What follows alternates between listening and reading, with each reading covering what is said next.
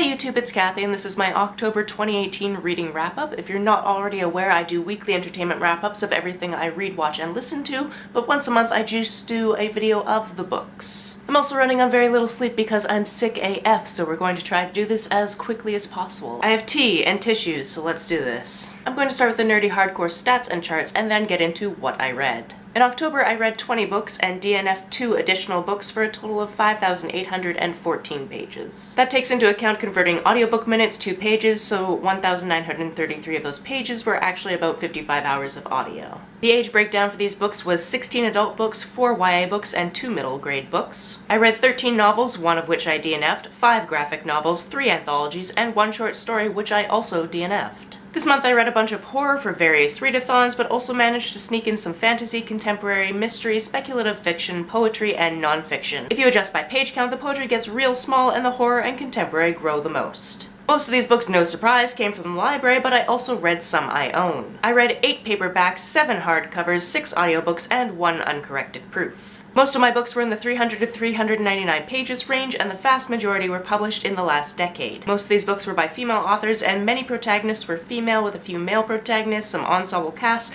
and some books without protagonists. In terms of setting, half of these books were set in the States, with others being set in other worlds, China, Japan, and the United Kingdom. In terms of diversity, we had some translated works, own voices representation, queer content, books involving race and mental health reads, but a large selection of them had no diversity to speak of. In terms of star ratings, this month I had 1 1-star book, 1 2-star book, 6 3-star books, 4 3.5-star books, 4 4-star books, 2 4.5-star books, and 4 5-star books. Let's start with the lowest rated read and work our way up to the highest, shall we? My 1-star read was one of the ones I DNF'd, which is no surprise. It's American Psycho. I did not really care for this. I quit after 25 pages. I was originally reading this for a challenge where you read a book that has been adapted into a movie, and I remember really enjoying the movie many years ago when I watched it, mostly because I've been fanning over Christian Bale since Newsies. And I totally understand that the book is supposed to be a satire about the yuppie culture of the time, but it was just too much for me. Similarly, my 2-star read was another DNF, and that was The Body by Stephen King. I actually picked up this short story so I could try to complete the challenge that I was trying to use American Psycho for, and again, it didn't get very far. I got further in this one though. The reason why I lost interest in this one is you get a few chapters in, and then all of a sudden the main character flashes forward to a short story that he wrote in college, so he just writes out the whole short story and then gives you some critiques about it, and it really has no place in this short story about children going to find a body in the woods. My first 3-star read was Ghosts in Amityville. This is a children's middle grade graphic novel about the house in Amityville that is very haunted, if you believe in those things. This house has been the subject of not 1 but 2 movies about what took place during the time frame that is also taking place in this graphic novel. And I used to watch the original movie all the time as a kid. I've seen the remake, and I just wanted to refamiliarize myself with the terms of the case, and also I needed a book with a haunted house in it. Speaking of haunted houses, my next read was The Fearsome Foursome, which is a Disney property book about 4 kids that are in the haunted mansion and the librarian is telling them scary stories. The catch, however, is each of the stories is about them. This one was okay. It was middle grade level of spooky, which was perfect. It had a little bit of questionable content that I was just going, what are you trying to teach small children, Disney? And I'm not even talking about the spooky aspects of the stories. I'm talking about how the kids interacted, and sometimes it was a little bit not quite great. My next 3-star read was Broken Monsters. This one is about a case involving a corpse that is found that is half human, half deer. So obviously this one sounded weird and creepy, and I picked it up for those reasons. I really enjoyed this one up until about the last 50 pages when it all of a sudden went strange and supernatural without any real lead into that. And I also had problems with the timeline that was laid out in the book. But other than that, I really enjoyed the reading experience. It just didn't wow me in the end. My next 3-star read is a poetry collection called The Hungry Ghost Festival by Jen Campbell. This one only has a 3-star because I'm not the type of person that can sit down and dissect poetry. That's not an enjoyable thing for me to do personally, and these are the type of poems that you really have to do that with. I enjoyed the poems while I was reading them, but nothing really stuck with me afterwards because I don't dissect my poetry, like I said.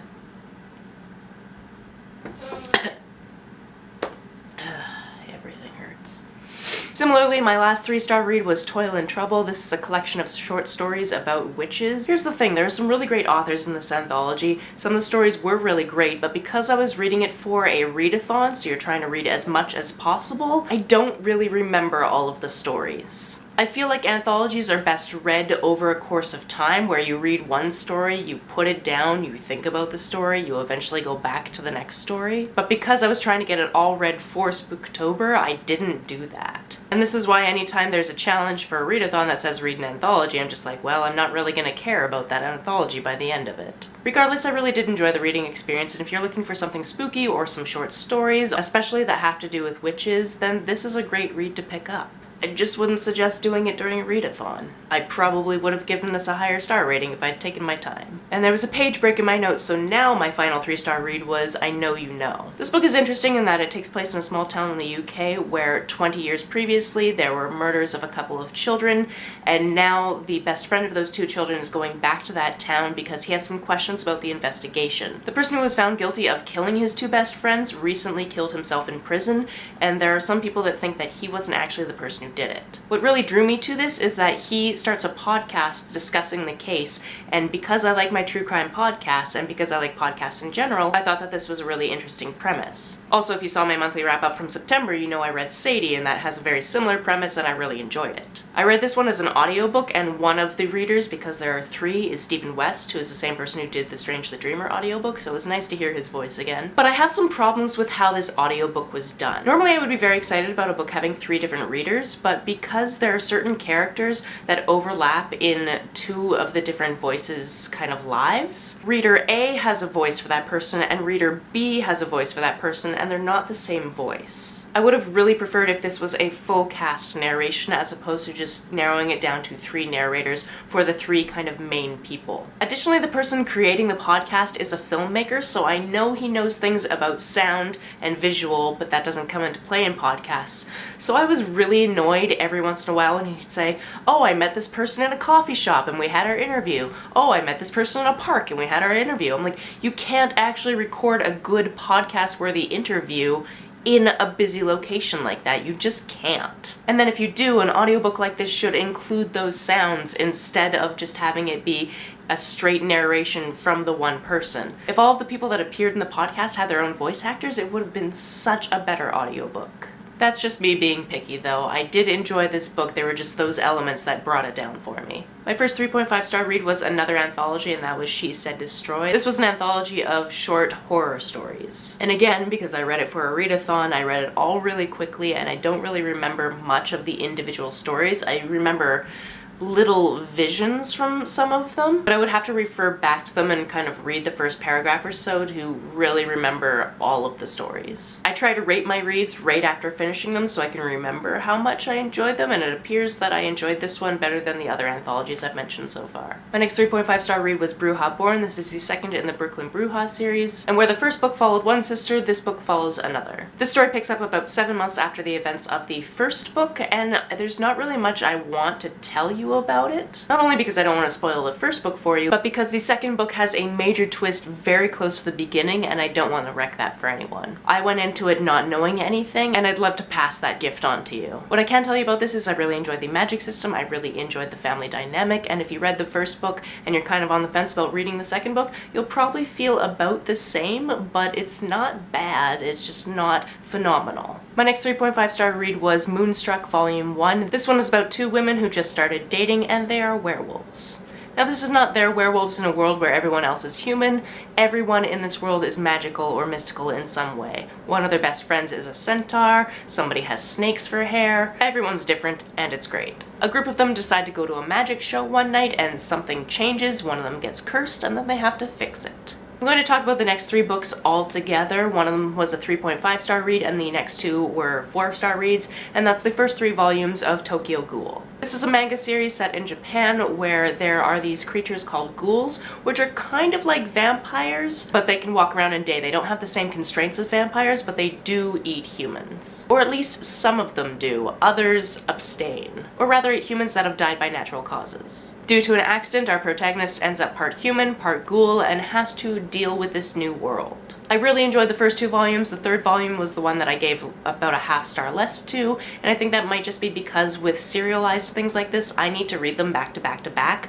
Otherwise, I forget things like names, and then it doesn't have the same impact on me. Either way, I plan to continue the series in the future. My next 4-star read was Crazy Rich Asians. That's right, I'm one of those people who likes to read the book before I go to see the movie. I haven't seen the movie yet, but now I could see the movie if I wanted to. This book has a massive cast, many people from different families or interconnected families in Asia. Specifically Shanghai and then also mainland China. Nick Young has been living in New York with his girlfriend for a couple of years now, and he's going back to China for the wedding of his best friend and decides to take his girlfriend with him. Unbeknownst to her, his family is very rich, like 1% of the 1% rich. And let's just say with that comes some complications when it comes to getting to know his family. I loved how dynamic the characters were, and how there were several different plot lines running at once. I really enjoyed that. This is the first of a trilogy, and I'm going to have to read the second and the third eventually. Just 7 more books and then I can have some more cold and flu medication. Yes. My last 4-star read is Occult and Battery. This one takes place on a small island on the east coast of America, and our main character runs a psychic shop that doesn't do too well in the winter because there's not a lot of tourism in the winter. To combat this, she decides to do a group reading at a hotel opening because the hotel is known to be haunted. So perfect venue for her, right? Of course, because this is a cozy mystery, somebody ends up dead and we have to solve the mystery. This is the second in the series, and I didn't know that when I was picking it up, but the book does a really good job of filling you in on previous relationships and things you need to know to understand what's going on in this book. So even though I probably know how the first book is going to play out, I'll probably go back at some point and read it. What I really loved about this book was there are enough characters that there was lots of misdirection and red herrings, and the side characters, especially her best friends, I really adored. This was a quick, easy read, and I found myself really wanting to know how it played out. My first 4.5-star book was Children of Blood and Bone. I read this way at the beginning of the month and really enjoyed it. This is another one I did as an audiobook, and it was great. Normally I'd give you a rundown on this book, but as previously mentioned, I am feeling very ill, and many other people have talked about this book, so let's just say I enjoyed it. I didn't realize it was going to be the first in a trilogy. I'm gonna have to read the other books when they come out, and let's move on. My other 4.5-star read was something I absolutely devoured in the last 2 days of October, and that was Odd One Out by Nick Stone. I read Dear Martin a month or 2 ago, and that one made me cry, and I really enjoyed the writing, and I just wanted more, so I was very happy to find out that my library got this one in. This book is about 3 friends who are all a little bit in love with each other. What I liked is the book is chopped up into approximately thirds, so the first third of the book is one character, then the next character, and then the next character. And it doesn't go back and replay any scenes from different points of view, it just continues with the timeline. In addition to all of this sexual and emotional tension, there is a mystery element, and I spent a lot of this book just shipping all of the characters and wondering if 2 were going to end up together or if they were going to form a triad at the end. This is really a coming-of-age story as characters are figuring out their own sexuality. On to my 5-star reads, the first one being My Best Friend's Exorcism. This is what it sounds like on the tin. Somebody has a best friend and they need an exorcism. This one is set in the 80s, so it is full of 80s nostalgia, which was really fun to read, especially in the era where we have things like Stranger Things. There are actually 2 different editions of this book you can get. You can either get the version that I read, which has the first few pages, and the last few pages are made up like a yearbook from the 80s, or you can get the other edition, which the cover looks like an old VHS tape.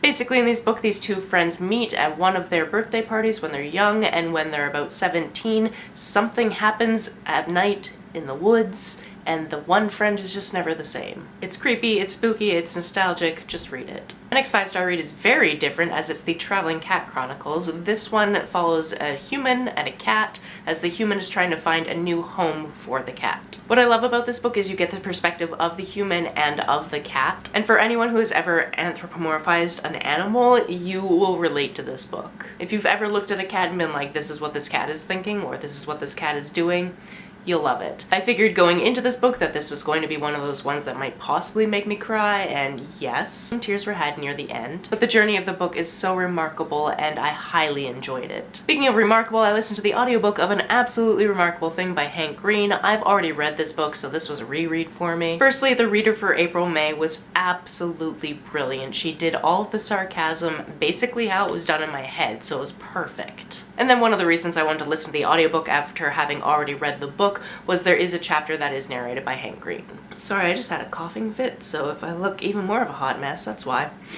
This book is about a girl named April May and is on her way home really late one night after getting some work done and finds this statue on the sidewalk. At first, she looks at it for like 5 seconds, is like, huh, that's neat, and walks on by, but then she feels like a complete asshat because somebody obviously put a lot of work into this, and then it's just another thing that New Yorkers shrug at and go, oh yeah, another cool thing, whatever. So she calls her best friend who makes YouTube videos and tells him to come down so they can make a YouTube video about the statue. After passing out for a very long sleep that night, she wakes up the next afternoon to find out that their video has gone viral. I've been anticipating this book for literally years. I read some of the early chapters on Patreon, so I was really looking forward to finding out how it actually all put together, and the fact that it's the first new duology just makes me go, Hank, I need the second book. Can I read it now, please? Although if you're familiar with my channel, you probably already know that I was anticipating this book, because not only did I talk about it in an A to Z of Queer Lit video like over a year ago, just before this book was released, I actually released a music video